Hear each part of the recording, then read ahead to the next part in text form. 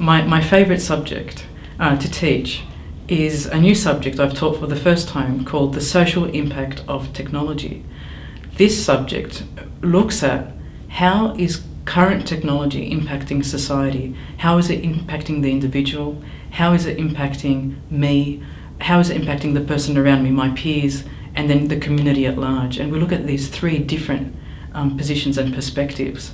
So students get to explore new technologies like location-based services, like social networking technologies, like all these different things, like implantable solutions.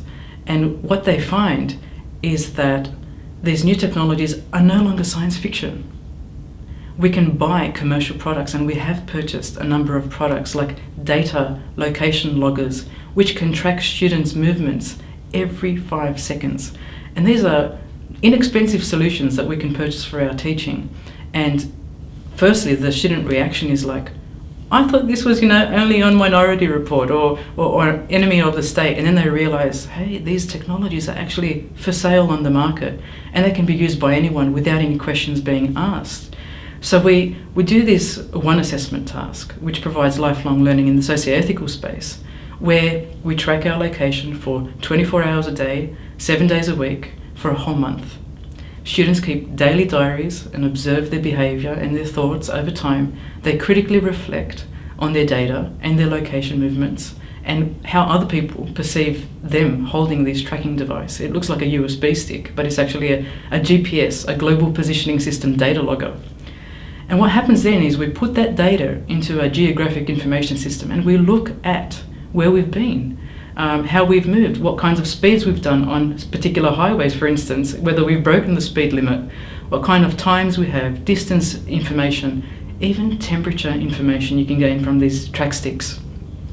Now, when the students see this kind of data and they overlay it with publicly available data like Google Street View, for instance, or Google Maps, they can start to look at the strengths and the capabilities of these technologies to be used for positive benefits and for negative things.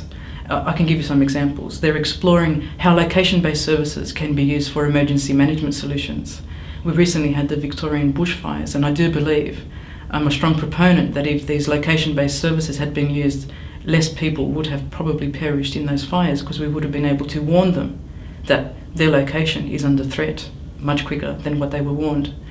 On the negative side, we have these court cases now internationally which are coming up where suspicious husbands are tracking covertly their wives and filing for divorce based on tracking data.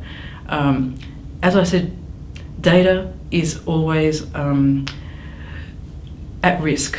It can be manipulated, it can be lost. In fact, we lost one of our track sticks. One of our students lost their data, and they thought, now, how could that be used against me? For example, in terms of burglaries or things like that.